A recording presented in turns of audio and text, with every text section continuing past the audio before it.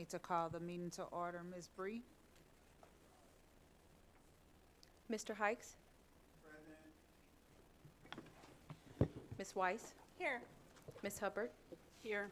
Ms. Jones? Here. Mr. Davis? Here. Ms. Cousins? Yes. We have a quorum. Can we stand for the Pledge of Allegiance, please?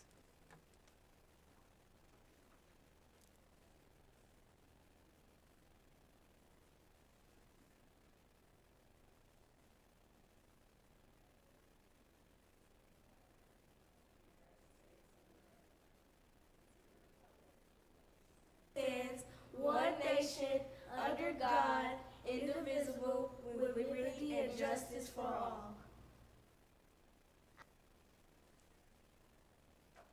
I will turn it over to Dr. Scarlett with her presentations, or her presenters. All right. Good evening, everyone. So, yeah, I see it there. Okay. We'll have, I don't know who the presenter is, for the sunshine presentation. Mr. Reese? Is it? That should not be on the, that's what I was thinking. Okay, thank you. We'll have Ms. Erin Kane come for the partnership update. Thank you.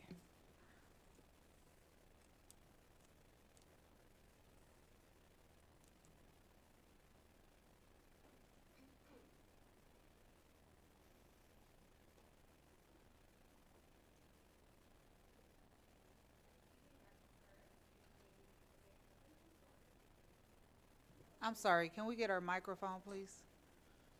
We have a lot on the table, but we don't have our presenter with a microphone.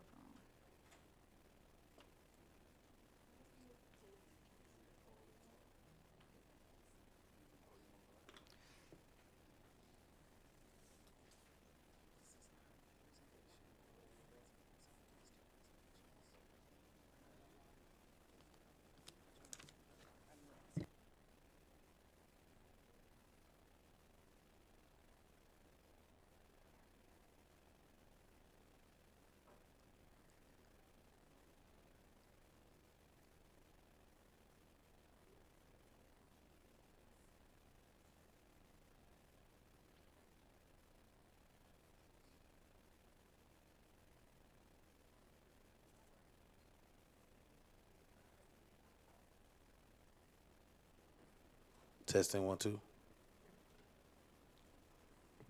Okay. All right, so good evening, everyone. My name's Erin Kane. For those of you that don't know me, I'm the Director of Development here at St. Louis Public Schools. I wanted to talk to you a little bit tonight about our community partners. So my presentation will include kind of where we have been with community partners, how we're working towards alignment, and what the future will look like. We'll talk a little bit about the proposed community partners for the next school year and our next steps. So community partners historically in SLPS has been managed by each department that had that relationship. So as you can imagine, it didn't provide a consistent flow for the partner. Organizations were brought on and onboarded in different fashions. And in order to really wrap our arms around them and provide them with the same high level of customer service, we're looking at bringing all of the community partner MOUs under one roof. So it would be coming in under the Department of Development and Partnership. And this will help just create a more well-rounded onboarding where all of our community partners would receive the same experience. This process will also help us ensure that all partners are aligned with the 4 student goal areas, so literacy, math, college and career readiness, and student health and well-being. And then we can also provide the community partners the support they need, because at the end of the day, all of our community partners and us are working towards the same thing, supporting our students. So making sure we're really at that good partner back to them so that they can achieve their goals. And of course, removing some of the administrative burdens that go along with community partners and the MOUs. So taking that off of principals and program directors so they can really focus on their work and moving that over to the Office of Development. So as I mentioned, some of these suggested improvements will be that all of the MOUs moving forward would come through the development office. We will be implementing the RFQ, which is a request for qualifications. This would align all of our partners and make sure that we are moving in the same direction. Implementing data sharing agreements for partners who are requesting student data and having that come from our central office staff. We're also looking at onboarding, creating a series of onboarding events for community partners, new and existing, so that everybody has the school calendar. While they have great relationships at the school level, we want to make sure that they're connected to that overarching view of the district as well. And so they're building not only that unique school culture, but also the culture of the district overall. And then we are going to be building out a database of partners so that we can have improved communication with them and with our school leaders about the options available. So one of the things I really want to make clear is when we talk about moving all of the MOUs under the Office of Development, we would be taking on the administrative role. So all of the MOUs, making sure that everybody is in compliance, really kind of taking that more administrative burden off of the schools. The schools and the departments would still be the main primary relationship holder. They would be working with them on the day-to-day level, figuring out scheduling, all of that stuff. So this would just be an added layer of support. And I know we've all seen this slide. So we're really taking these few hundred nonprofit organizations who all have their own missions. And the great thing about this is, while everybody has their own mission and board and objective, when you have so many where one mission ends, another organization will pick up shortly thereafter. So I feel like we're going to be able to move really well into that final arrow. So this is the proposed partnership process. So we launched the RFQ this spring and invited all existing and prospective community partners to apply. That was an online process. Excuse me. And from there, then all of the submissions were reviewed by at least 3 SLPS staff. That included school principal and expert staff members from 801. So if it was a community partner on mental health, then we had a school principal review it, as well as people from our student support team, so that we really make sure that the people who are providing these services are well qualified. So then we're working with the partners on developing their MOUs. All MOUs will be for 1 calendar year from the date of inception, so that everybody will be on the same track for renewal. And we will be supporting our partners throughout the academic year. So we'll be having different events to make sure that they have a space to come together and really kind of share ideas, what's working, what's not, building that network of community partners, as well as supporting them in any obstacles that may come their way throughout the year. And finally, we are going to be having a review at the end of the spring semester, so all community partners will be asked to submit a self-review where they can say, these were the goals that we set out to achieve back in August, we hit it, and this is how, or we missed it slightly, but this is what we learned and this is how we can do better. There will also be a place for them to provide feedback for how we can improve as a partner as well. And then principals or program directors will have the option if they wanted to provide feedback on that community partner. So, excuse me. So for the RFQ, we built this by looking at other public schools. So we looked at Providence, Denver, and Detroit. Dr. Scarlett was great in kind of helping round it out. So from there, we developed this online portal where community partners could go online and fill out the answers to the questions. It was pretty straightforward, and we've determined that the individual or the organizations that work one-on-one with students would be the qualifying. So if they take up physical space like a resource closet, if they work one-on-one with our students, if they're going to be repeat guests in the district, then they would need to complete the RFQ, which is the first domino to fall for an MOU. And so we promoted this in a variety of ways. We researched and looked for nonprofits that aligned with our 4 student goal areas.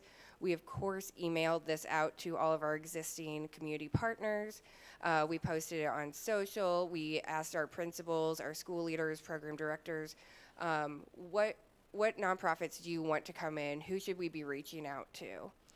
And all of the submissions, as I mentioned, were done online, and we had a pretty large group that reviewed them, and it was separated out by each goal area. So you had your literacy specialist reviewing organizations that were focusing on literacy and so on. So at the end of the day, we had 172 submissions come through our RFQ. Now, some of those were organizations that had a fee component to them. So with that, I was able to kind of pull them apart and say, hey, you know, community partners really are pre-funded organizations that come to us with a no-fee service. So I was able to connect them to different departments based off of what their services they provided as a potential vendor. But 87% of them were nonprofits. The majority of them were smaller nonprofits. About 30% of them were new to the district. Overall, it was really a great turnout. The average score, which was weighted by the questions, was 91 out of 100. And staff suggested moving forward with just under 89% of the submissions. So I can't highlight all of the proposed community partners for you, but I wanted to provide just a little glimpse. So there's 27 literacy potential community partners. Some new partners that I'm really excited about bringing on is St. Louis's Very Asian Foundation, which provides diverse books to schools to help promote their collections. We also have Story Pirates, which is out of New York. This is a creative writing program for 3rd and 4th graders that allows them to really just get creative and get feedback in a really unique way. And this would be the first time that a school in Missouri would be participating in that program. Some returning would, of course, be St. Louis Public Library, Overground Railroad, and YMCA. We do have 15 potential math partners. And so math is really, in this sense, it's more STEM. So a lot of them are science-based, but returning would be Gateway to the Great Outdoors, the St. Louis Zoo, and then we have the 18 college and career readiness partners. So new partners would be Clever, Coach, and CyberUp, which would be teaching our students about how to stay safe online. Returning would be Access Point, St. Louis Community College, TRIO, and College Bound. And then, of course, we have our student health and wellness. That is our largest section of community partners. We have 104 right now who are proposed community partners under that umbrella.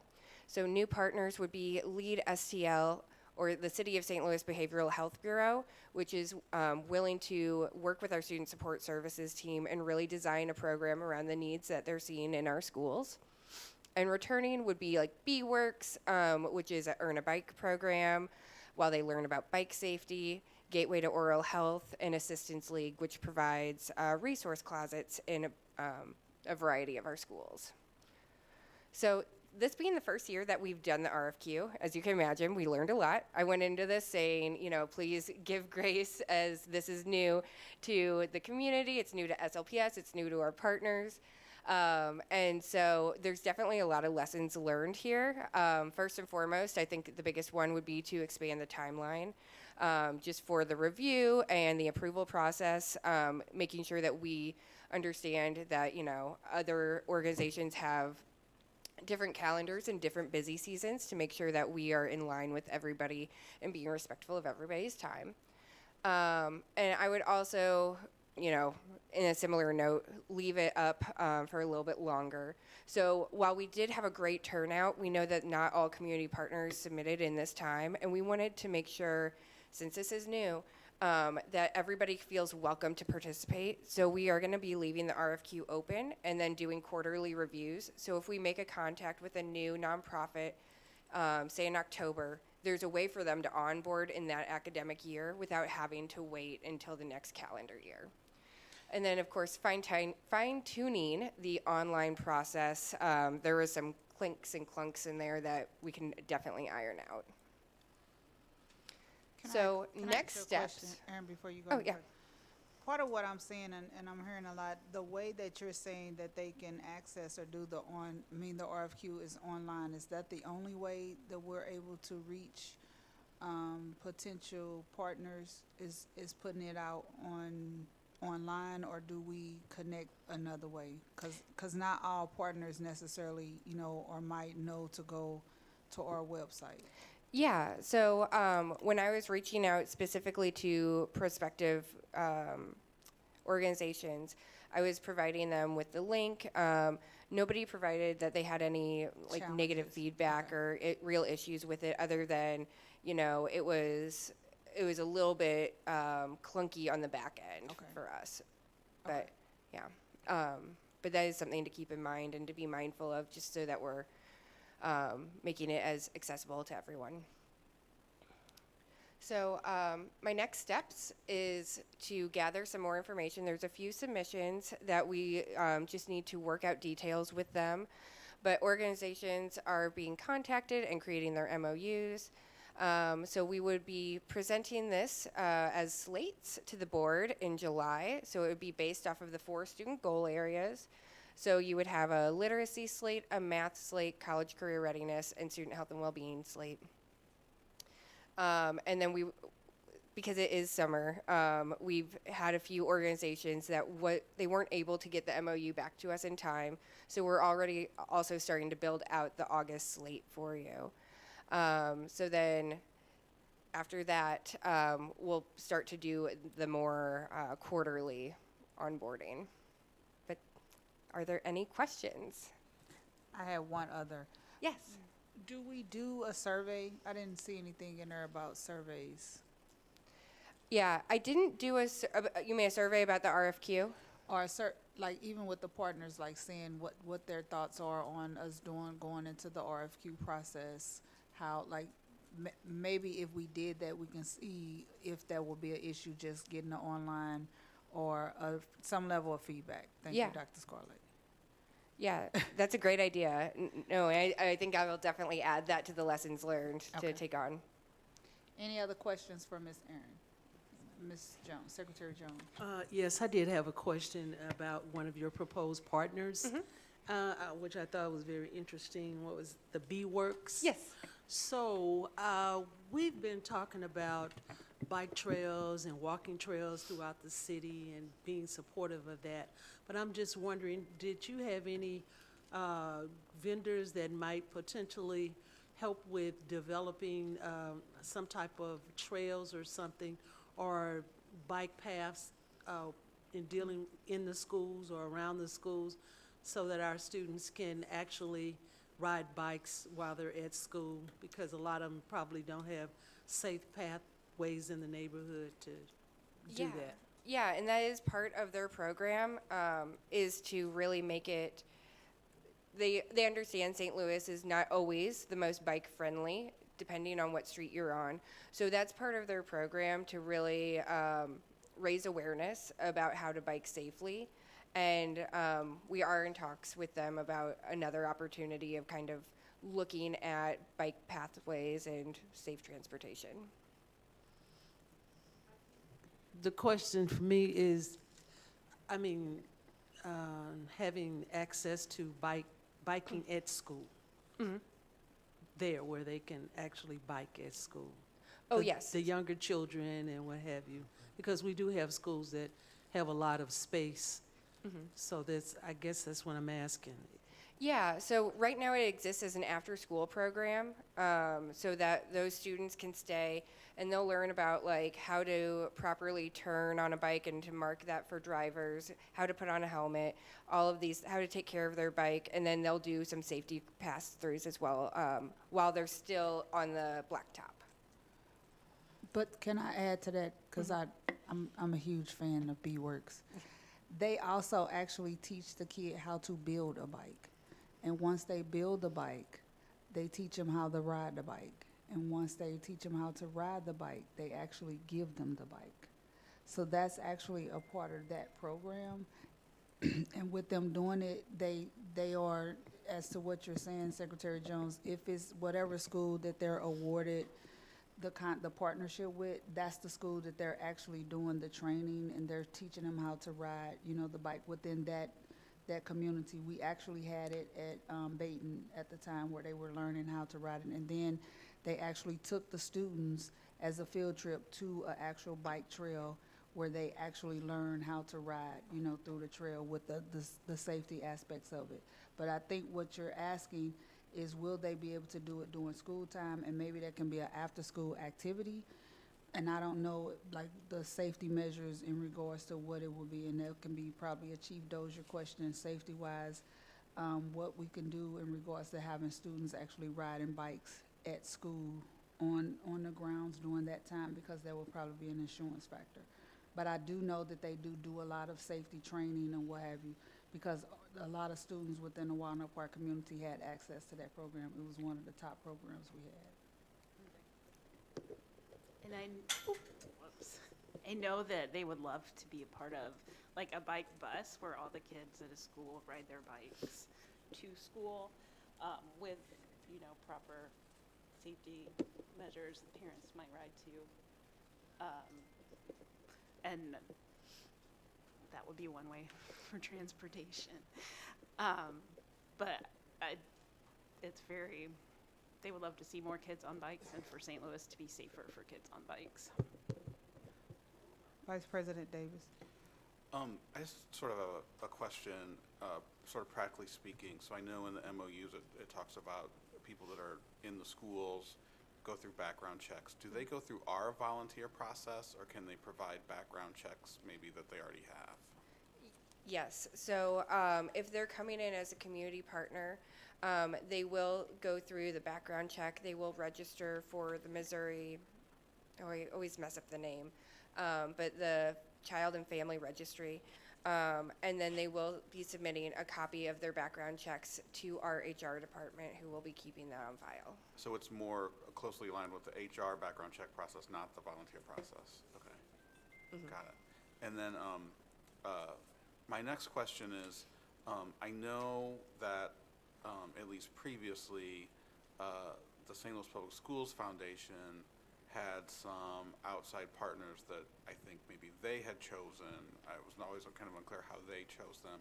Have you had any talks with them in terms of being included in this RFQ process for their perspective, or streamlining maybe their process with your process, or is that too soon?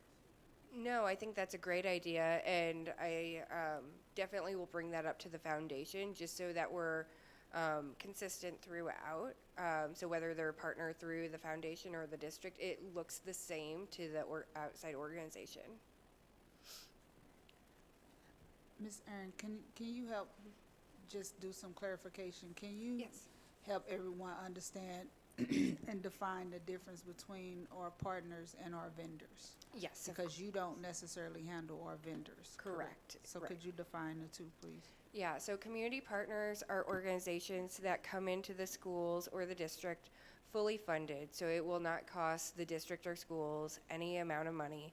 They are already funded through their own philanthropy, and they will come in and provide the program. So vendors are going to be more contract-based, so that does not come through my office. I don't have any budget lines for any academic or student support services. And what does this look like in regards to how you work in partnership with Missouri, I always call it wrong, Mental Health Board? Yes, so we do have a number of funders in the community that are working to help secure grants for organizations to be able to serve schools like SLPS. So I met with their executive director earlier this month and kind of reviewed with her. These are who has been vetted and who has not, and they were able to cross compare that to who to the organizations that they had applied for grants to make sure that we're on the same page and they're not going to be awarding grants to individuals to or organizations to work in our schools that weren't approved through the RFQ process. So I'm glad you stated that. So what you're saying is, even though they may have been funded through them, they will still have to go through the vetting process through the district, through the RFQ vetting process? Correct, Okay. yes. So any community partner, new or existing, will have to go through that process. Okay, thank you. Yes. Board Member Sadie?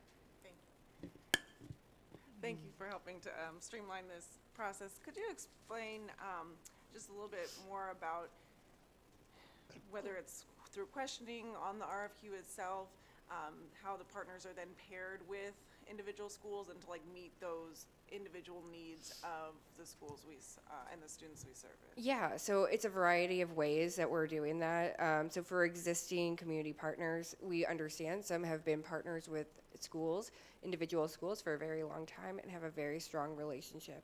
So one of the questions we asked are, if you are a partner, what schools were you in? What is your capacity? Do you have the ability to expand? Are there any areas that your mission prevents you from working in, like the St. Louis city? So, if you're an organization that's focusing on a certain neighborhood, it wouldn't make sense for us to send you to the other side of the city. So trying to be really mindful of their mission and make sure that there's alignment there. We asked how many kids they can serve, all of these questions. And then we're going to be working with the network superintendents for new partners and looking at their capacity and really making a partner map based off of the 4 student goal areas to make sure that we have equitable resources throughout the district. So as much as possible, every school will have, a literacy partner or a math partner. You're welcome. I just want to commend you and thank you. I know you're not feeling your best, but I just want to make sure we understand that in the past, I think this was the responsibility of the principal to really try to lean in and figure out what partnership looks like and how to get resources to their school, and to create a process like this makes a lot of sense, and I should hope that is helpful to the teachers and staff, as well as the students and families within the communities that we're trying to serve. So I think this is an excellent idea, so thank you for the presentation.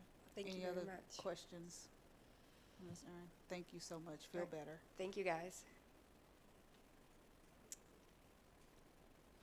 We're going to go to Mr. Steve Carroll. He's going to do a legislative update for us. All right. Well, thank you very much, Dr. Scarlett, Madam President, members of the board, staff, and guests here. Thank you for allowing me to come tonight. I came earlier today during the Legislative Committee meeting at noon and kind of gave an update oversight of the past session and kind of where we're at right now. So I'll try to do that, but most of the board members who have gotten my weekly reports and certainly in the session update, you kind of know what we dealt with this past year. I can tell you this was my 27th year of representing this district, and the last 2 legislative sessions have been the most difficult I've ever encountered in trying to deal with public education and protect it more so, certainly navigating through the landmines in the political process. This legislative session, as you know, is kind of chaotic, certainly from the Senate standpoint of the Freedom Caucus members disrupting the legislative process, and they really slowed it down to a halt. There were certain days that the Senate came in, gavelled in, and immediately gavelled out, did absolutely nothing of the people's business. And that was kind of the story of the whole session. Although there were over 2,600 bills introduced, and that's not counting the substitutes, the amendments, the floor subs, the committee subs, which probably had over 4,000. We were tracking roughly over 500 bills dealing with education, majority of which were not helpful to public education. So we did have successes in stopping some very bad legislation through, during the session, the open enrollment, statewide charter school expansion with no oversight more than what we have now. They had some bad critical race theory pieces of legislation, the bad Parents' Bill of Rights where teachers and school board members and school districts could get sued if a parent didn't like certain things. I mean, there was just a lot of that out there that we were able to stop. And so in a way, maybe the Freedom Caucus helped us in the Senate to also slow down and stop some of that. But of all those bills, with the exception of the budget bills, only 28 bills made it to the governor's desk, another historic low.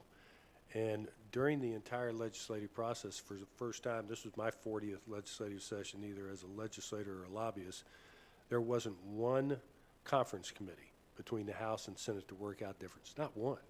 Never, ever happened in the history of the state. There wasn't one conference committee on any of the budget bills. So for the first time, instead of 5 members of the House, 5 members of the Senate working out the differences on the budget, you had the chair of the House Appropriations Committee and the chair of the Senate Appropriations Committee basically working out a $51 billion budget behind closed doors. However, overall, it turned out pretty good for public education as far as funding. So I will say that for the first time, we fully funded the foundation formula. For the 3rd year in a row, we were able to fully fund the transportation formula, which is big. We had $81 million in for pre-K funding. We added an extra $25 million in a career ladder, and we were also successful in getting our $2.5 million for our reading literacy program for the 4th year in a row. So that's a total of $10 million that the districts never asked for that we were able to get. May be tougher trying to get that money next year, since we're going to have a new commissioner of DESE and also a new governor and a new speaker and a new president pro tem, so we'll have to see how that works itself out. And where I also failed to report, and I apologize on this because it is part of our legislative agenda trying to deal with homelessness. In the budget on section 2.022, we were also able to get $250,000 for a pilot statewide program where we help and assist homeless children try to secure and maintain permanent housing. And so I know that's not a lot, but at least it started the pilot program, and a journey of 1,000 miles begins with a single step. So hopefully we can keep that money in there. Now, the governor didn't recommend that, and so we don't know if he'll line item veto it. I met with the governor 2 weeks ago and talked about certain programs in the budget. He was non-committal. We have until 5 p.m. Friday night to find out whether he will sign that or not. So we'll see.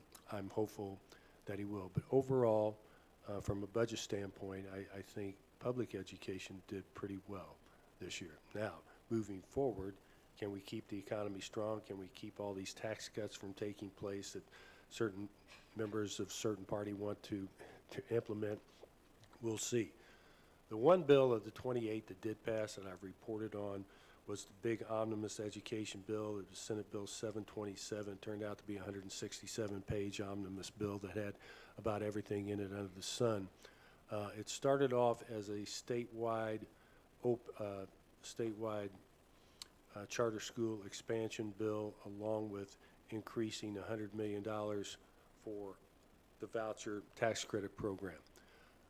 I will say that the sponsor of the bill, Andrew Koenig, the senator who is term limited out, he's running for state treasurer, he is a wheeler dealer, and he knows how to compromise, he knows how to count votes to try to get votes.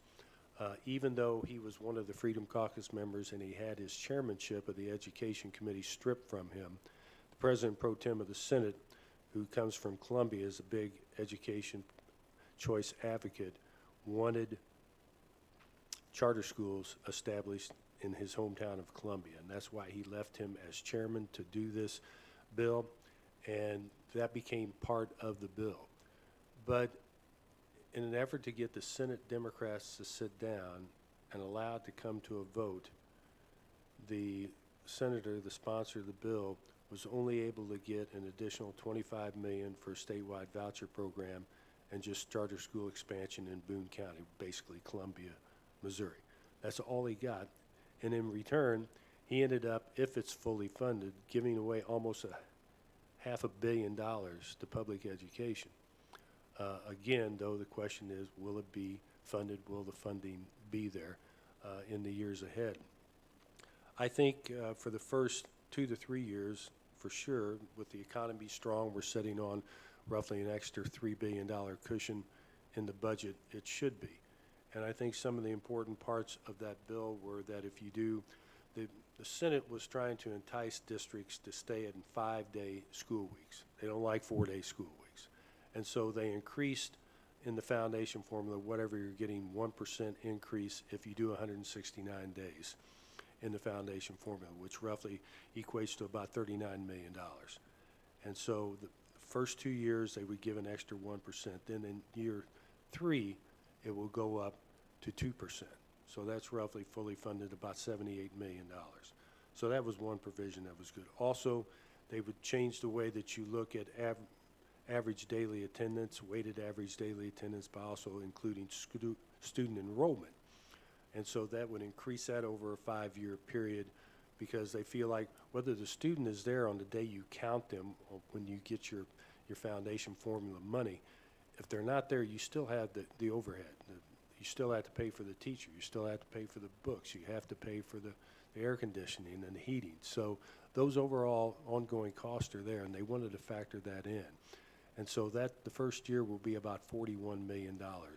And over the 5-year period that is fully funded, it goes to about $75 million. Then another one of the big provisions in it was to double the amount of pre-K funding. Currently, it's capped at 4% of your free and reduced lunch. It takes it up to 8%.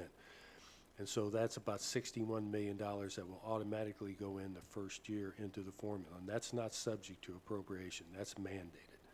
So I think that those are some good things. There was also $5 million for reading and literacy programs for grants for school districts to allow them to buy books for students to take home so they can have home reading while they're not in the classroom as well. So overall, I think that even though in our legislative platform, you know, we don't support the increases of vouchers and we don't support statewide expansion of charter schools, those were 2 provisions in the bill that we opposed. But on the other side, there were 4 or 5 in our platform that we did support, and that's part of 727. So it's kind of a double-edged sword, but I think in the long run, it should be helpful to this school district. Now, obviously, next year, believe me, they're going to come back and they're going to try to shove statewide open enrollment down our throats. And so we've got a job to do there in trying to kill it. The past 2 years that it's passed out of the House, it's only passed by 2 votes. So, I mean, it's just, we've always been able to kill it in the Senate, and I envision we can do that again. Even though we had an exemption in it for the St. Louis Public Schools, we can't take that for granted that that exemption would always be there. And so I think we need to be ready for that. And then also, I think you're going to see, again, a push for statewide charter schools with no more accountability. Especially, I think they'll start off statewide and then they'll narrow it down to where it's just St. Louis County, St. Charles County, and Jackson County. You got to remember, these folks want to go where the pupils are. They don't want to go to outstate Missouri. They got to go where there's a lot of pupils, and that's what they're really looking at, going after the money. So that's kind of where we're at. Again, I hope to put out a report to you to let you know what the governor signs in the budget in House Bill 2002, let you know what he line items veto. Because when we talked, since it is a $51 billion budget and it was a little more than what he wanted, he indicated that there are going to be several line item vetoes in the budget. So we'll just have to see how they are.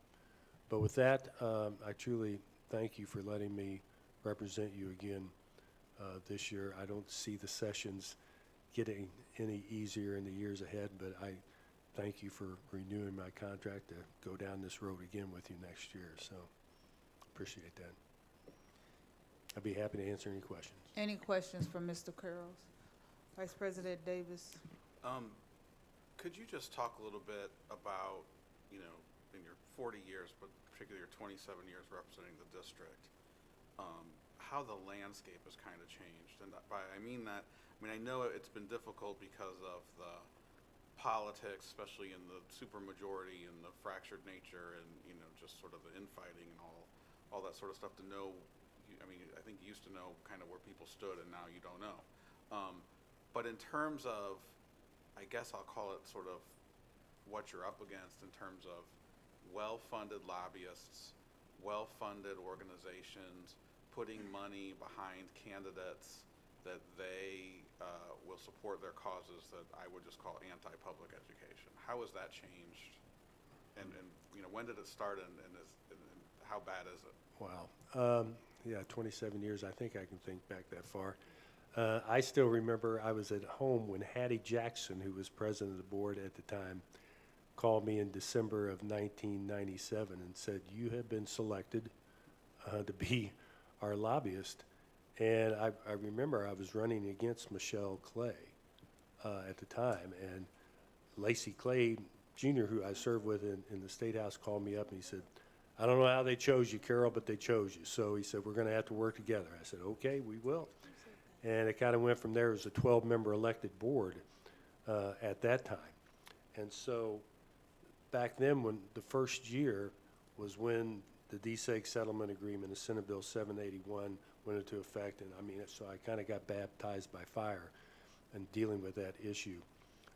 But you know, I had just come out of the legislature, and was a vice chair of the House Education Committee and chaired the Budget Committee, so I was well aware of what we were dealing with. But then the Democrats obviously were in control, and public education was foremost and center. And you did not have these so-called education choice groups out there, because even charter schools weren't in existence when I was first hired. It didn't start until Senate Bill 781. And so it just, we knew more as far as where legislators stood on public education, and the vast majority, I mean, you know, we had the city delegation that was there, but in outstate Missouri, it was nothing but Democrats, and that all changed.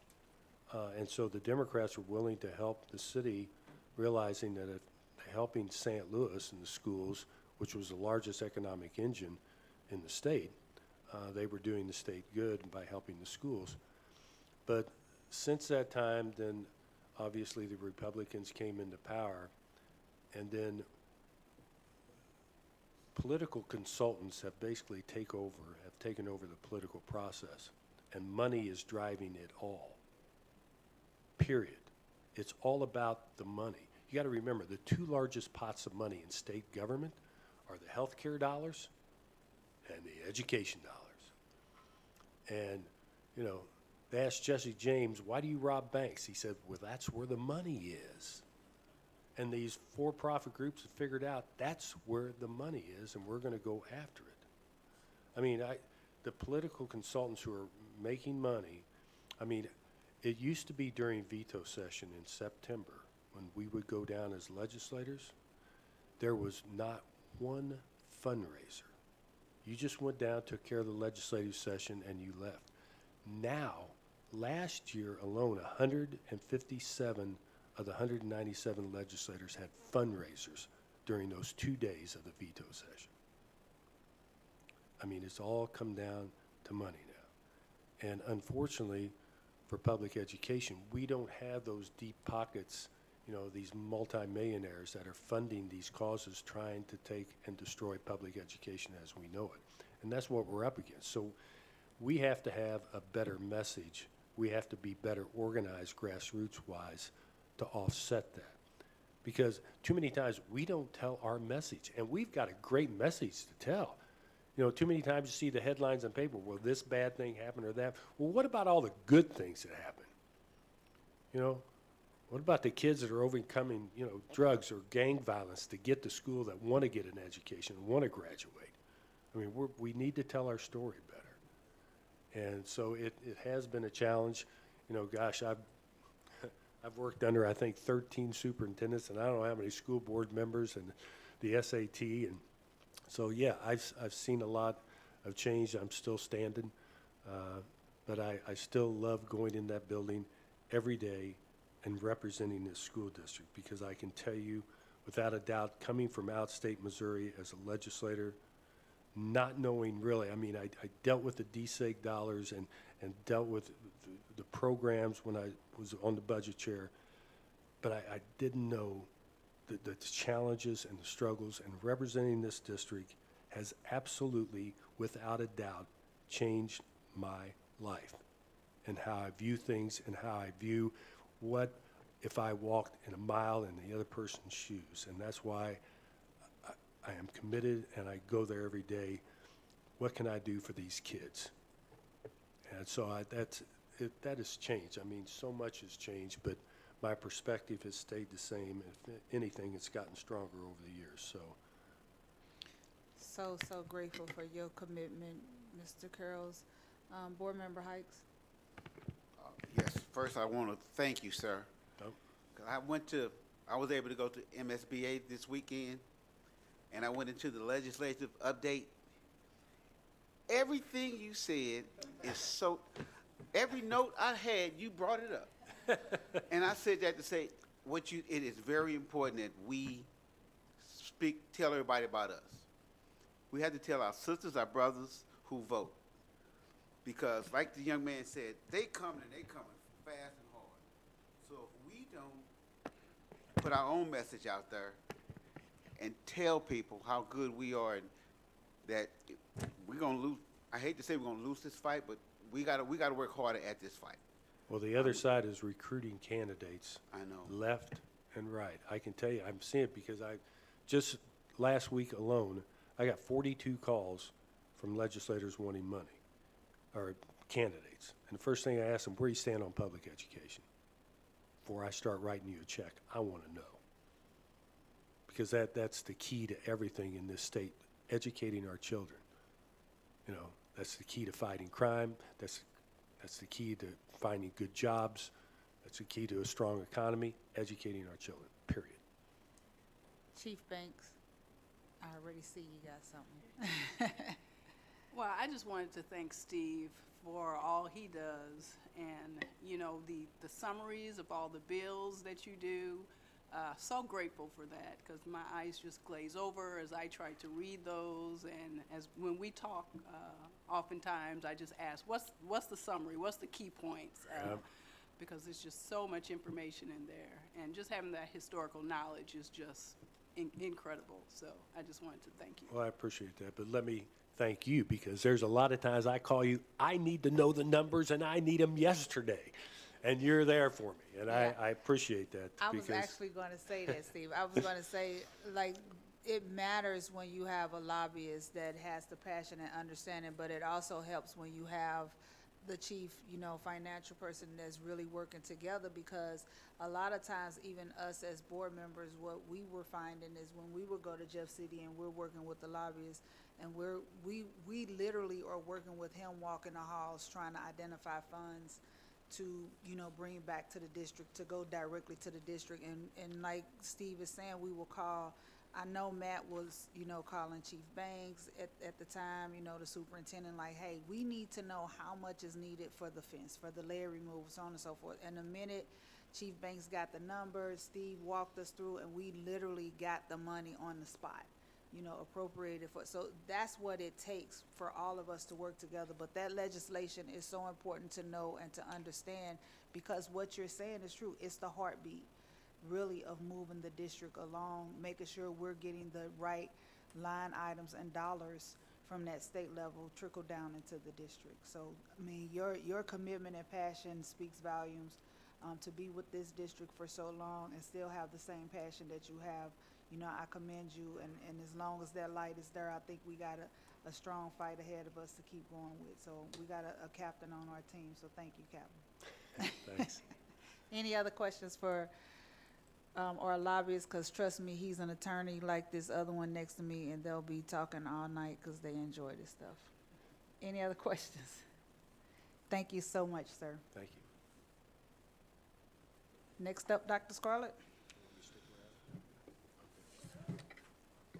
Next, we'll have a transportation emergency response. So we'll have Miss Ashley Davies come up. I believe she's with Better Education Partners. Did I make that up? Okay, better. All right. Thank you, Ms. Davies. Before I get started, and thank you all for allowing me to speak tonight. And thank you for your service. Dr. Scarlett, did you want to say anything, or should I just jump in? Yes, I can get some context. Well, I'm just super appreciative of all of the teamwork. Everyone, we're all in this together, and so we've been all working really hard to help mitigate our transportation issues and also become creative and look at ways to operate more efficiently even into the future. And so I'm super grateful. Dr. Nika Lemons is not here for the presentation, but she's been part of this. We've been on the calls all day for that. And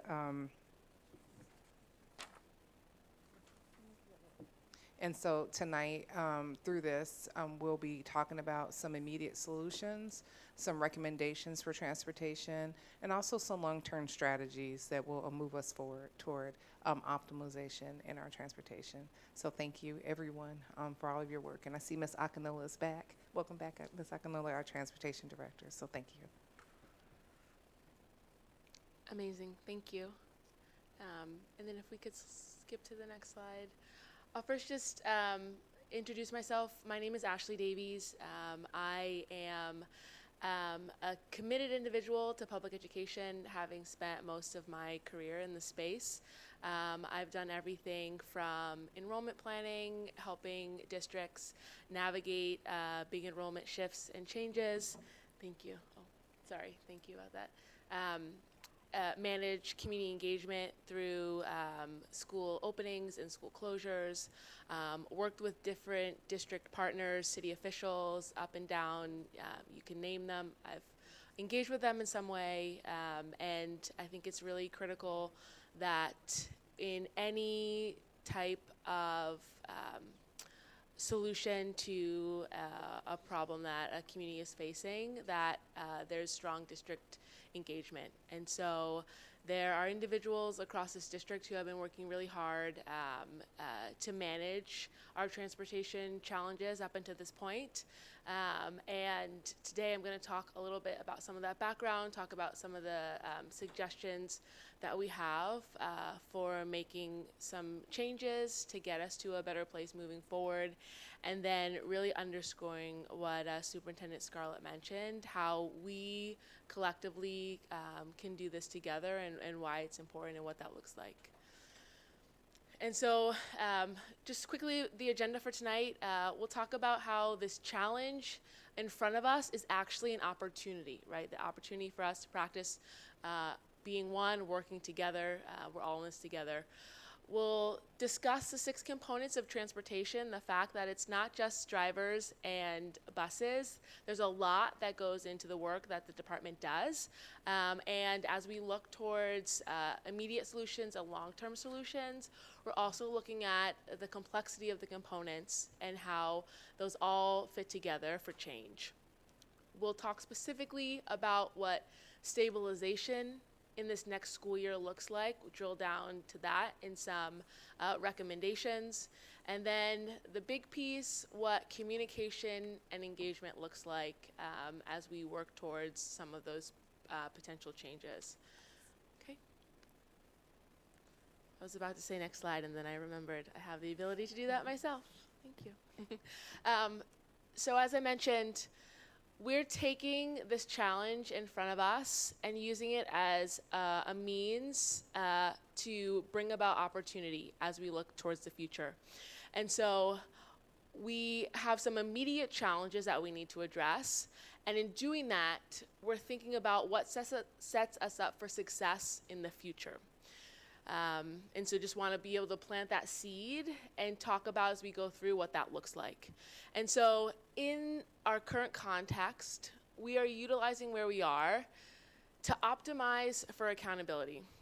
So how can we strengthen our commitment to providing reliable transportation and transparency in this process? We are up here today talking about this.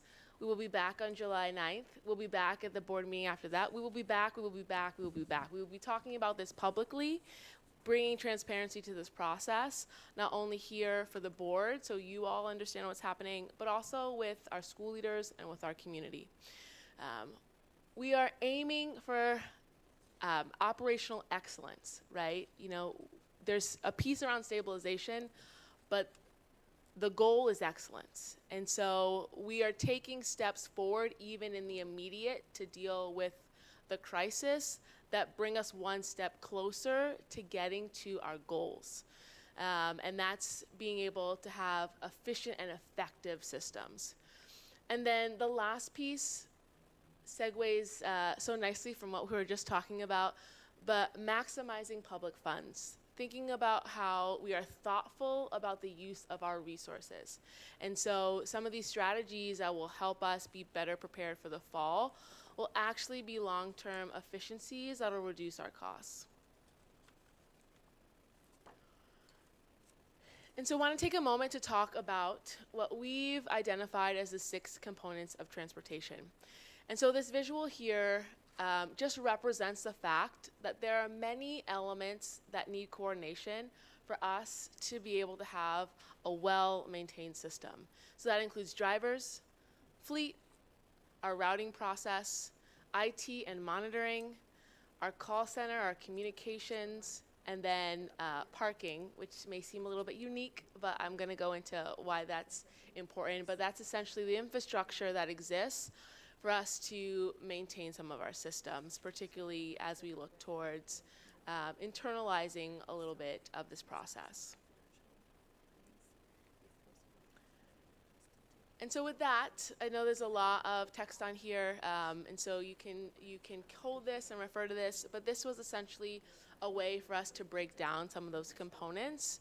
I will highlight that this slide, the last slide I just shared, and the next slide are really that transition, that bridge from what we're doing in the immediate stage to how we're also going to be working towards our future state, continuing to get us to a place of operational excellence.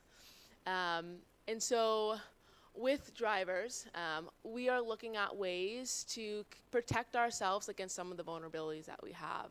And so recently we put out a call to action to district staff to see who might be interested in helping support transporting students.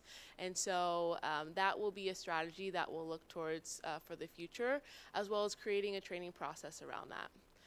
As far as fleet, in the coming school year, we'll be working with a variety of vendors and situating our contracts such that we give ourselves the ability to be able to shift service based off who is providing service at the level that we expect for our families.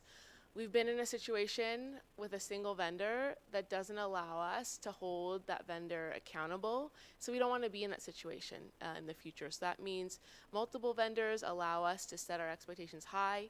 And then in addition to that, we're also looking at potentially exploring having some of our own fleet. So we're not in a position of, again, depending on outside vendors. Routing. We are bringing some of that work, we are bringing that work in-house in this coming school year. We have routers that have already started, and so that will allow us to maintain a little bit more flexibility in that process and move more quickly as we navigate changes with schools and families.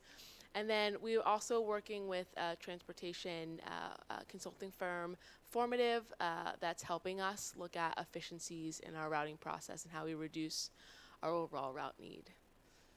IT and monitoring, this is a really important piece for us as we look towards future state as well. But in improving our communication to families and transparency for families and showing that our systems are reliable, we are working with our vendors to have tracking software and parent-facing apps so that they can track the bus. And so to the extent possible, as many of our vendors as possible next year will have that, and then we'll continue to work on making sure that that shows up in a big way for our families. Call center, we are working to bring some of that in-house as well, improving our communications with families by being able to have strong systems and processes within that call center in-house. And then that last piece, parking, I mentioned as we look towards potentially acquiring some of our own fleet, we'll need a place to park that fleet. And so we're looking at coordinating where some of those vehicles could go. And that really is for the ability to us to not be dependent solely on outside vendors.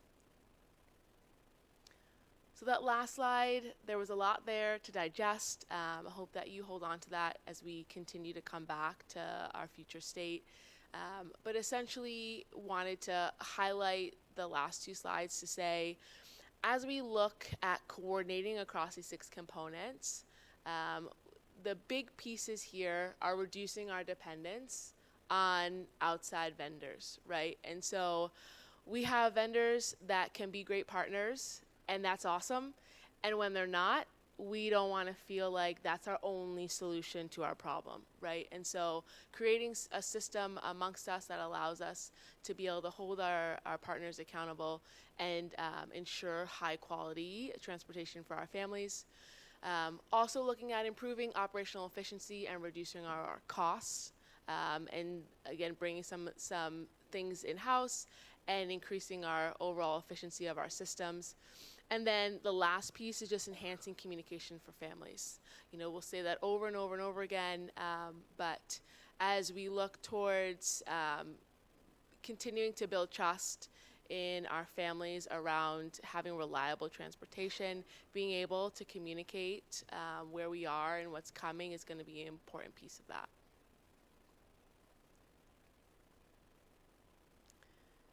And so with that, I'm going to transition to the coming school year. And we've framed this as stabilization for the coming school year. And so first, just a recap that the board has authorized us to work with 19 vendors who will provide both yellow bus service and smaller vehicles. I mentioned in a previous slide that we're working with Formative, a transportation solutions firm, to help us improve our operations and reduce our vehicle need. To that end, we anticipate needing to reduce routes by 70 in order to get us to a place where we can provide transportation to all those who are eligible and need the service. That said, we'll continue to reiterate this through all of our communications with schools and families.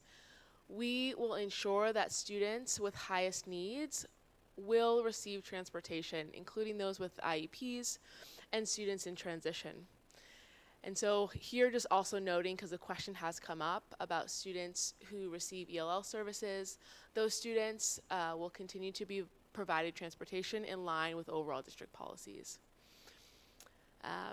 And then underscoring all this, we've prioritized solutions that also align with our long-term goals, right? And so this is not just a Band-Aid. You know, as we've looked towards potential solutions, we've looked towards solutions that take us a step further in the long-term strategy. All right. And so that said, we'll talk about 5 proposed solutions.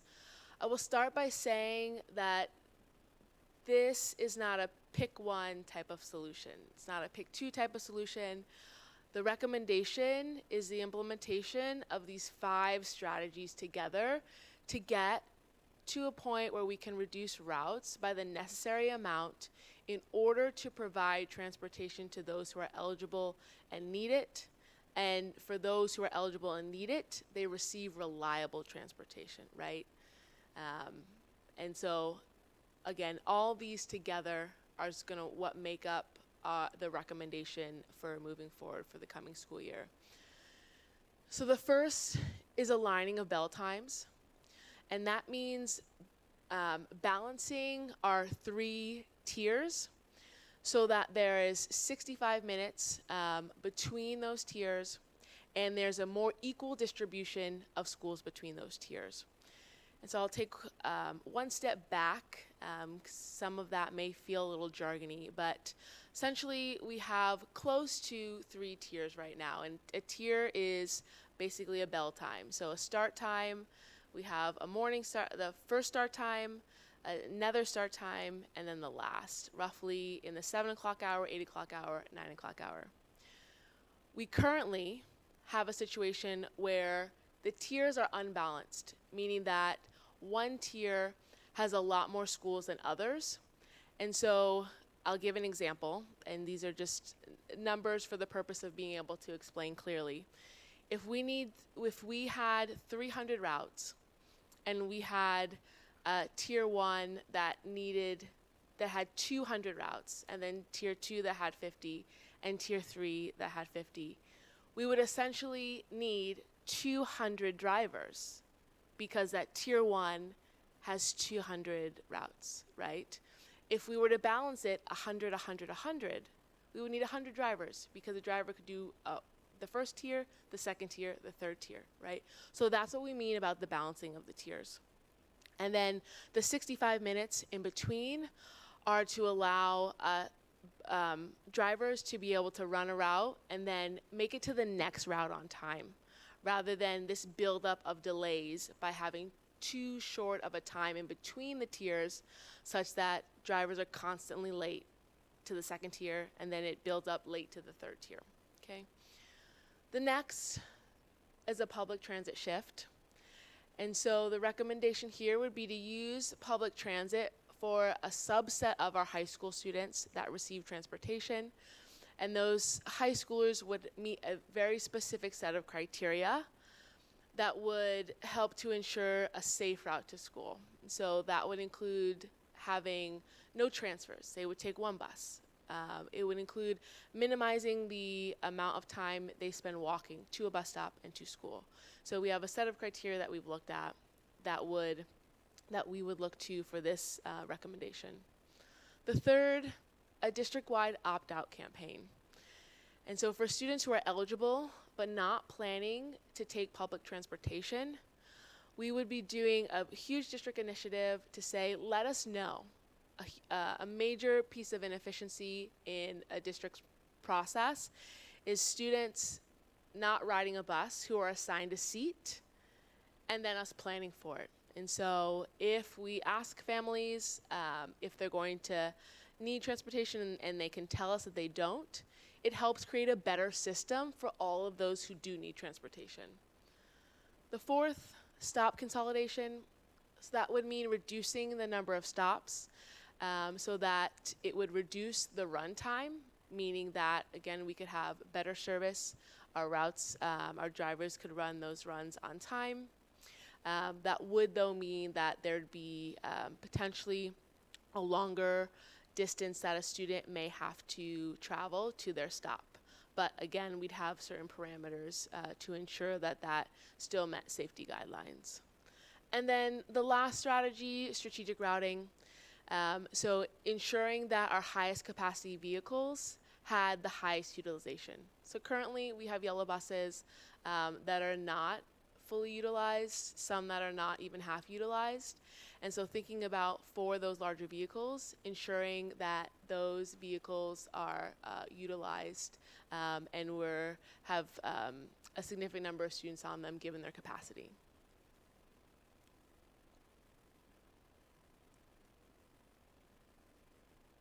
All right.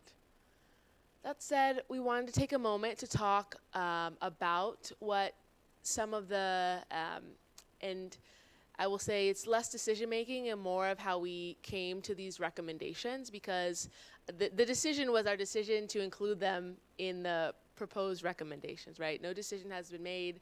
I will say that again, no decision has been made. That will live with you all as we go into the next board meeting. But just highlighting here, there's a few things that we were considering and thinking about the package of recommendations. And so First, we acknowledge that there'll be varying impacts for different families, different schools, and the city at large, right? And so we take that into consideration in thinking about what are the specific criteria that are utilized in each of these recommendations, right?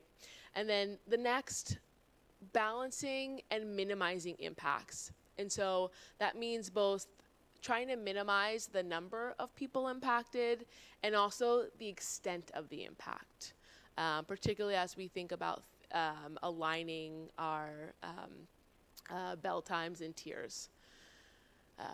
The next is consulting with school leaders and partners. And so we've had the opportunity to do some initial engagement with our school leaders and partners such as Metro to get some initial feedback around things that we need to consider as we work towards implementation on some of these ideas. And we'll continue to work with those partners to develop a thoughtful mitigation and implementation plan that we'll bring forward at the July 9th board meeting. And then underscoring the fact that we are all in this together.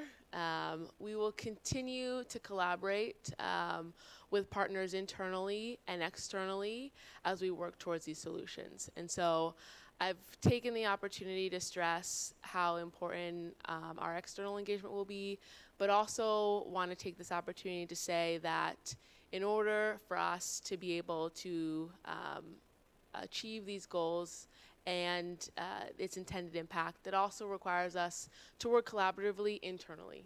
So there are many individuals here who will be continuing to collaborate with to ensure that we understand the impacts of these changes, not only on our students and families, but on the totality of our system.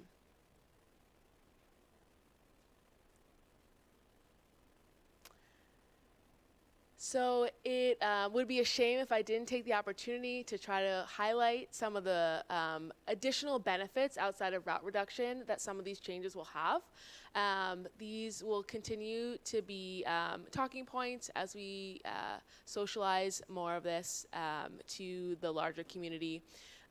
But a big piece is overall improvement in our on-time performance. And I talked about that in terms of the time in between our tiers and reducing our overall number of stops. Second is Metro cards for high schoolers. And while we know that there are potentially some concern with having high schoolers on Metro and our high schoolers learning how to navigate that process, there's also the benefit of the fact that high schoolers who do end up having a Metro card would then be able to use that card outside of school hours for activities, for work opportunities, and other situations. These recommendations would also allow for a shorter trip duration for some of our families because we're reducing the number of stops. And then we've continued to highlight this throughout, but this would allow a more efficient use of our resources, both our vehicle use and also thinking about reducing the number of routes so that we can reduce our infrastructure need, but then also our cost for these resources.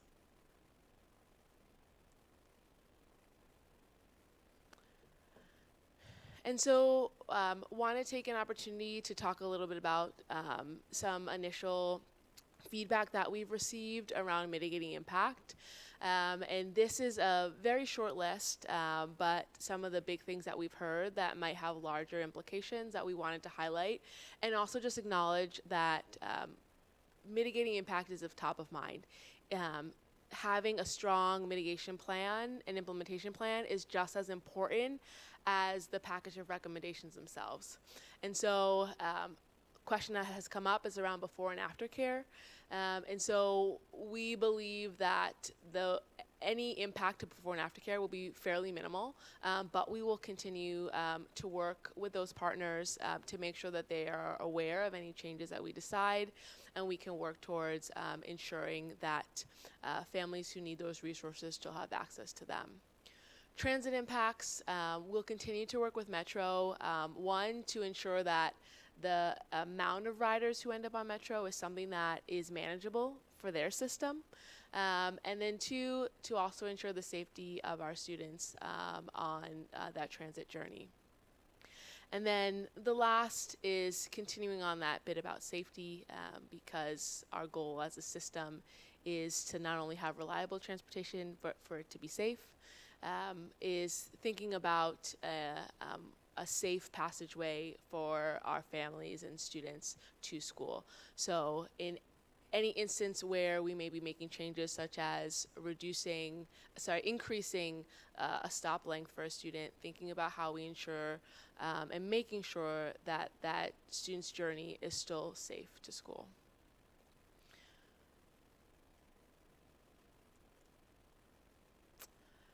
And so I've highlighted here a high-level communication plan. While this is high level, we still tried to hit on many key elements of this plan. One, to be able to demonstrate to you that we have a plan, and two, it involves many different elements and stakeholders. And so June, we're here at this meeting now talking about these recommendations and talking about this process. Immediately after this meeting, we will be sending a communication out to families, making them aware of the conversation we had today and the next steps, high-level next steps moving forward. And then we will also be looking to set up a Let's Talk so that we can receive some feedback from our schools and families around some of these potential changes. In July, we'll be continuing engagement, looking at having a webinar town hall to share the package of recommendations and some more detail there. Also making sure those the detail behind the recommendations get shared with schools and families. We will have the July 9th board meeting. This will go for formal approval. And then continuing throughout to have opportunities to have regular engagement with our school leaders and families. And then in August, we're continuing to work with partners, so we'll be gathering our route information and making sure that our partners have that so that dry runs can begin to happen, and then continuing to update particularly impacted families and share back how we're managing those mitigations. And then September, we will be evaluating how things have been going and continue to have communication around how we're addressing any particular things that maybe aren't going 100% smoothly, and move forward to the future. So while we hope that everything goes perfectly, we acknowledge that there likely, will be some bumps along the road, but we're here to be able to communicate that and continually work through that with our schools and families in the process.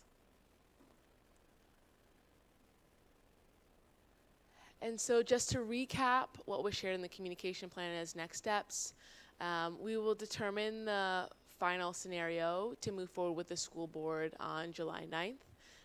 After some discussion here, we'll continue to gather and incorporate feedback for the mitigation and implementation plans, and then we'll communicate to schools and families the final package of recommendations that will go forward to the school board, and then begin implementation. And then there'll be a continuous cycle of communication and iteration.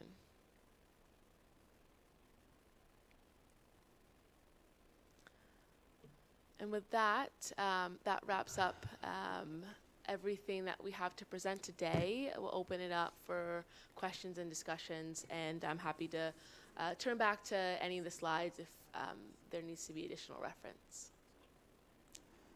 Thank you, Ms. Davis. Surely we have questions, and it looks like Secretary Jones will be first up with the questions. I really appreciate all the hard work and effort that has been put into the transportation plan, and I know we have a lot of issues, but I think the one big ask that I have and has always been concerning to me is the safety issue.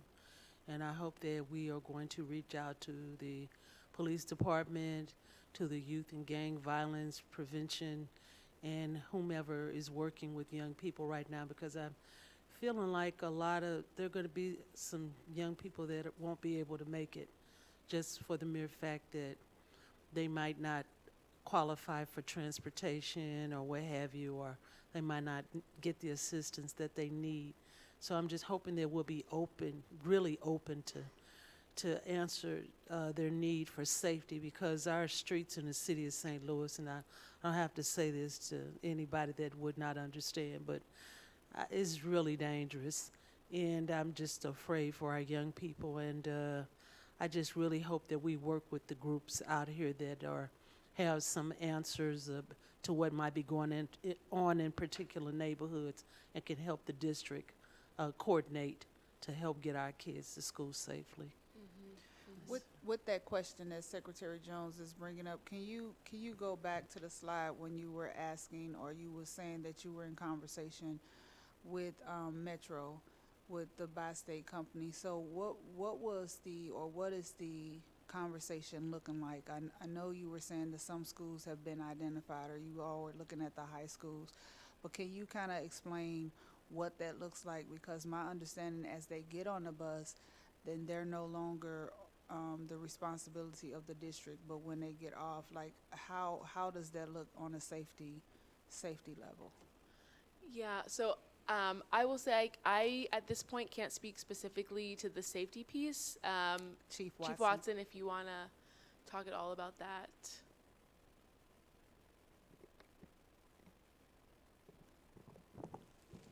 So some conversations with Metro bi-state around safety. Safety is still a concern. So in our conversations with Metro, safety and capacity. So with safety being one of the high points that they brought up when we had some conversations with them. Generally, like, our safety officers may be at some of the stops, but when it comes to the actual ride, that's what we're working with Metro bi-state around, them potentially providing officers or safety officers on the buses. With capacity, which was another concern, given just some of the initial conversations that we had with those students that would likely take the bus, it was a capacity issue, meaning if, hypothetically, if all the high schools were on the same tier, that would bring additional buses and the need for additional bus drivers from Metro. And Metro, although they have some additional support, they don't have the capacity to basically for like 200 plus our students at one particular time. So safety and capacity were the two issues that Metro did bring up to us, and we're trying to work through that with them to see how we can address the safety piece in particular. Can I just ask kind of a clarifying question just to make sure we're clear? So the recommendation isn't all high school kids that get a Metro pass figure out how to get to school. It's very carefully selected that if you're on a direct route, we'll just use Kings Highway. So, you know, we live a couple blocks off Kings Highway. My kid goes to Gateway STEM, you know, easy, boom, you're right there. Live on Jefferson, maybe you can take it up to Vashon, something like that, if you're close to that. But that's the way it's going to be. And for everybody else, they'll have district-provided transportation if they're not on those routes, right? Correct. I got that right? Correct. And I will say that's the starting point. To Chief Watson's point about Metro capacity, we're still working through that. So that'll be the starting point, and then it might be even a more narrow list based off narrowing that criteria down even further to ensure that there's sufficient Metro capacity for the students that we are saying would get a Metro card. And in reference to what Vice President Davis saying, you all are kind of in those conversations. It's not just with the Metro and bi-state bus service, but it's also with our administrators to see identifying like which schools and which routing system, like what Vice President Davis is saying. Is it the main thoroughfares, Jefferson, Delmar, or whichever one would kind of determine which schools would be that trial basis. And from that is where the conversation is being had, where our safety officers will play a major role in kind of being present at those stops. in conjunction with Metro safety officers. And I that is think that kind of answers that safety question. But, and I think what I heard Chief Watson you say is hopefully our safety officer, I think I feel more reassured to know that our safety officers would be at those stops, because it matters when our students see people that they know, you know, in that presence with that level of safety. So for clarity, I mean, our safety officers, when we initiate the first contract with Missouri Central, we did this approach, and our safety officer team were at those locations, gas stations, wherever to what you mentioned, Vice President Davis, particularly the Kings Highway, the Grand, some of those avenues or boulevards. We did have safety officers at particular stops, but then once they came onto the bus, then that's when Metro would take over, and then they would provide that additional safety and security for not only our students, but also the additional customers that they already have.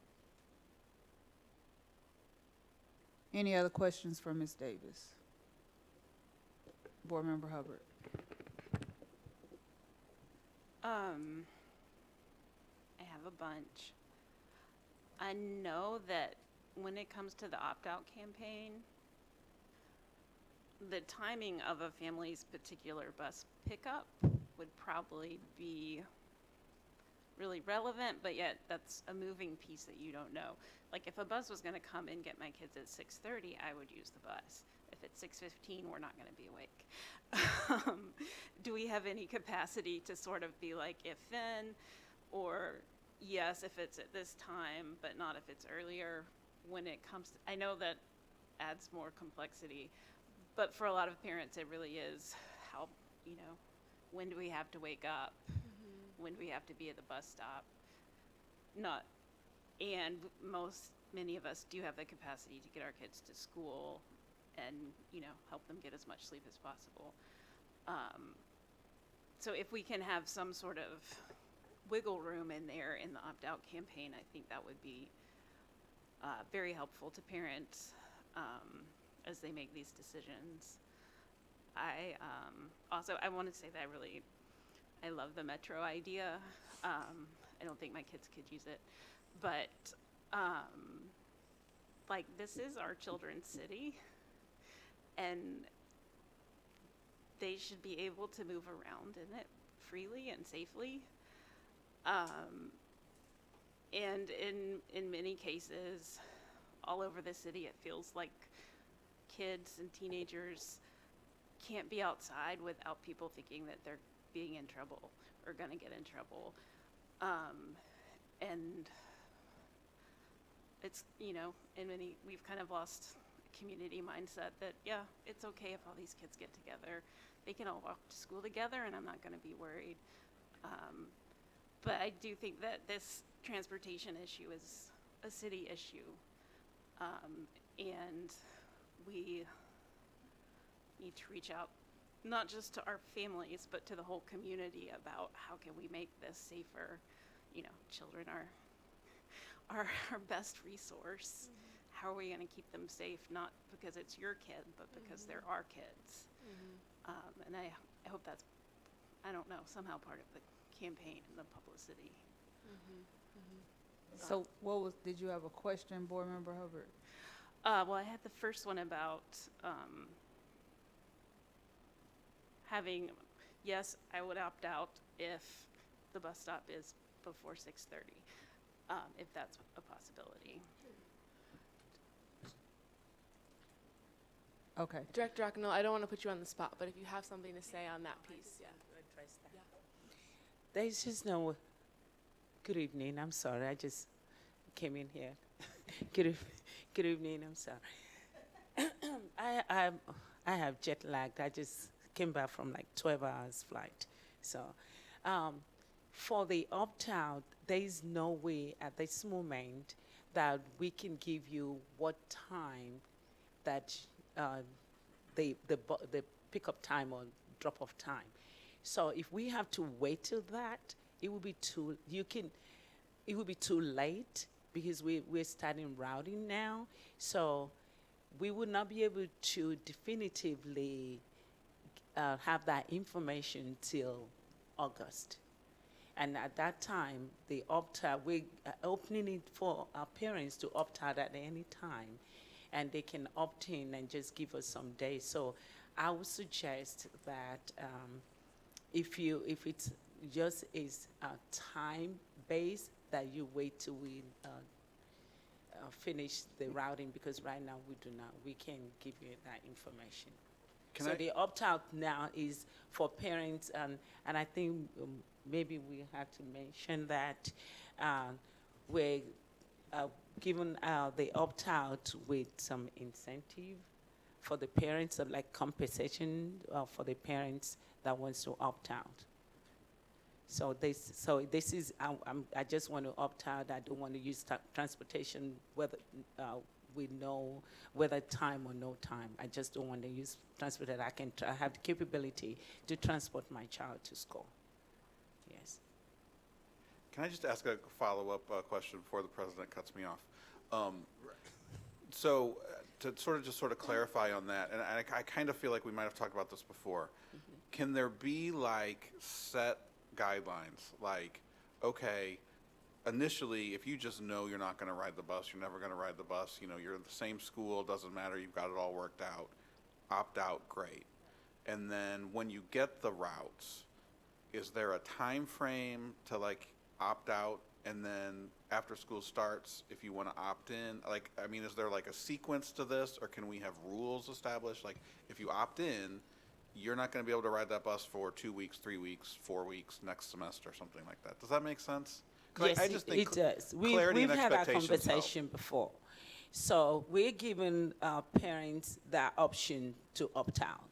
And if you want to opt back in, you just go inform us, and then we give you 7 days based on the date that you request to opt back in.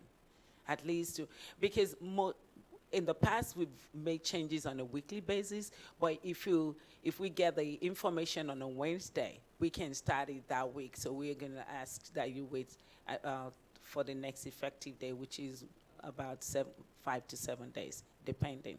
It varies. If we have an existing stop, you start immediately.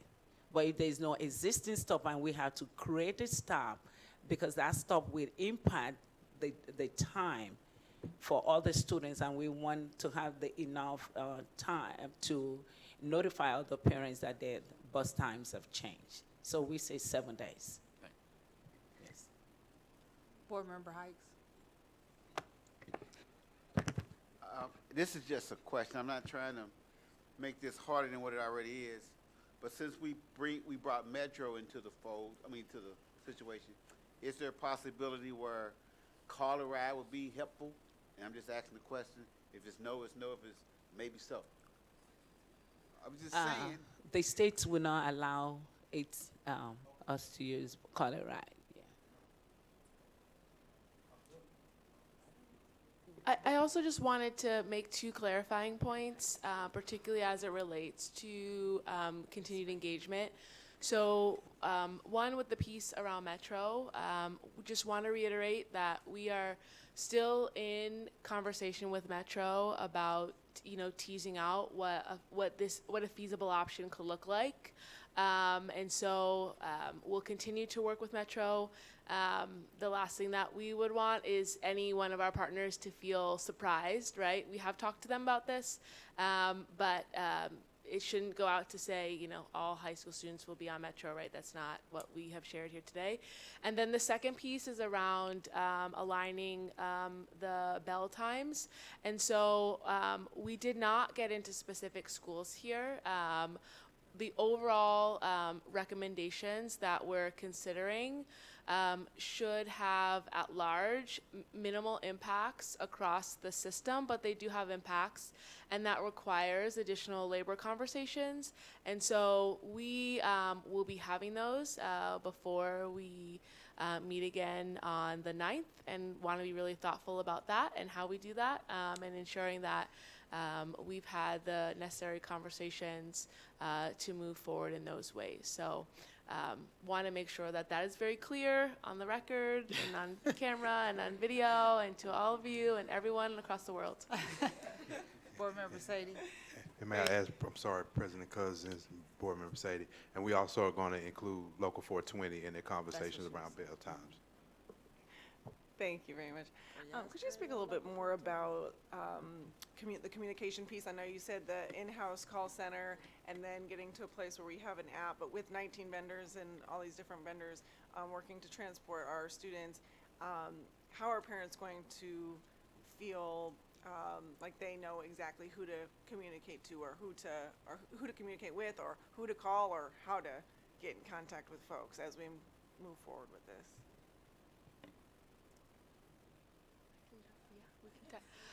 I'll start a little bit, and then Director Akinola, has been has seen this over time, and also, has relationships with some of the vendors that we're partnering with now, and then we have some new vendors we're partnering with. The short answer is we are still working on that, right? And with each of these elements, just want to stress the team is being super thoughtful about trying to ensure that we are in a good place for the fall, not only from a transportation to and from perspective, but also from a parent communication, because there's a lot of trust that needs to continue to be rebuilt as we move forward. And so as we're having conversations with vendors, getting prepared for them to start service, we're having conversations with them about their capabilities from a technology standpoint. And so it's of great interest for us to have the service that's provided, regardless of the vendor that we're utilizing, still provide the same level of service to all families, right? And so we'll be doing what we can to ensure that the service level feels high and equitable across our vendors. So I will say more to come on that, but that will be part of our communication plan in making sure it feels very clear to families, and our kind of continuous cycle of improvement, being able to take feedback back from families and then make changes, figuring out what we're getting right and what we're not, and then making changes in respect to that. So I hear we keep saying, and I always want to make sure we're getting the families' voices, but can we make sure that we're also getting the principal voices as well? I think I heard you in part of the presentation saying that you spoke with the principals, you spoke with the network superintendents, but I want to make sure that we're getting and getting feedback from them and using the feedback, because they're really the point of contacts more than anything with the families, and we want to make sure that they have a clear understanding of whatever decision is going to finally come out, because they're going to be the first point of contacts to the families. Yep. And making sure that they get the right information that Yep. they need. Yep, most definitely. And that's, to that point, just makes me think of another great point about the capabilities that we're asking our vendors to have. The more that our vendors can manage that direct family update, then that creates more capacity. And it was mentioned in the presentation, I probably didn't do a great job voicing over it, but that then allows for more capacity on the staff side to be able to be direct contacts for schools, right? Because everyone is constantly trying to call the department, and the department has a limited amount of staff. It's impossible to deliver this level of service, despite the fact that people are trying really hard to do so. So across everything, it's how do we improve the systems? How do we shift roles and responsibilities so that staff can continue to be a resource directly for our school leaders, who are often, who are the eyes, ears, the pulse of what's going on at the school level.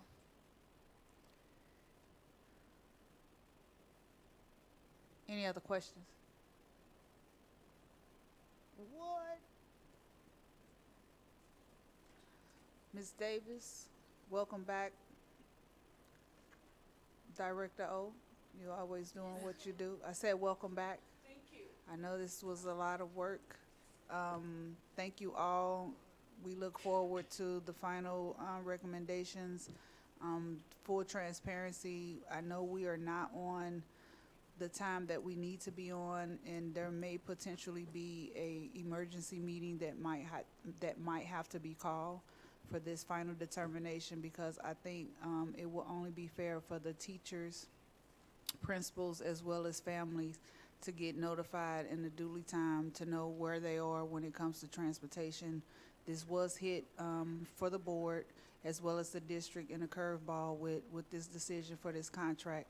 And this is a very trying time for everyone right now. So thank you all for the work that you have put in, the dedication in trying to get this solving for X. But I do believe at some point we might have to do a special meeting to address this sooner rather than later, before July 9th. So please stay tuned. I think the families and staff need to know answers sooner rather than later. Is there any other questions? Seeing none, thank you once again.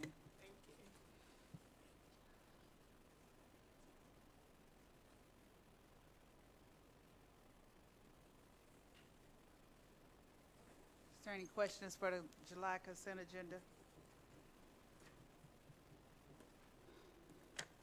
Seeing none, we'll go to the board report. Any board members report? I'm sure Vice President Davis has a lot to report. Take it away, Vice President Davis. It's Tuesday, and I've got two reports from this week. On Monday, the governance committee met. Board Member Weiss, Secretary Jones, Ms. Hammond, and myself met to sort of jumpstart that committee. I think probably we'll have more updates later. We're going to meet again. When are we meeting again, Sadie?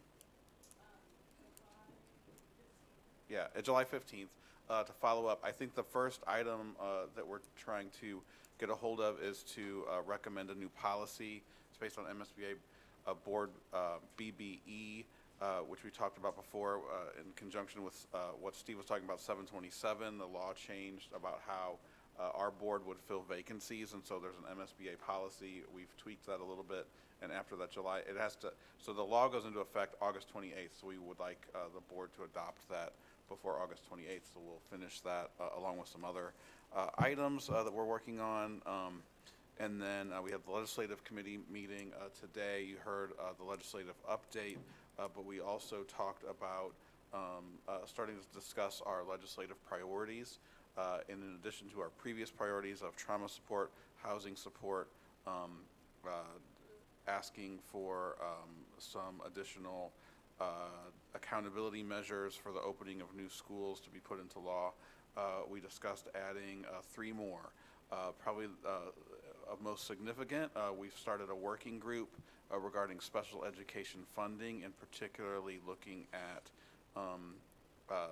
creating a special school district for the city of St. Louis, which aspirationally we would go through the process to have that on the April 25th, April 2025 ballot at the municipal election. Dr. Scarlett and Chief Banks are leading that working group, which will look at the feasibility of doing that, and hopefully, I gave them a 30-day time frame, so hopefully we'll be going forward with that, but we're looking at that very seriously. We also discussed adding to our legislative priorities to include some sort of advocacy for gun regulation, particularly extreme risks orders of protection, previously sometimes known as red flag laws, but the federal government, Department of Justice, has really started a campaign to encourage states to adopt laws allowing for extreme risks orders of protection, and we are going to recommend, I believe, adopting that as one of our legislative priorities. And the other one is, based on what Steve talked about tonight, we're going to recommend advocating as part of our legislative priorities, along with all of our public school advocates across the state, funding 727.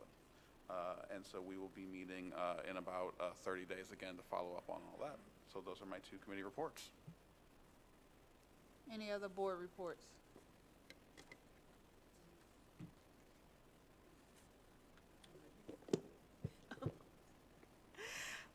I wanted to report that I went to the MSBA Summer Summit in Branson.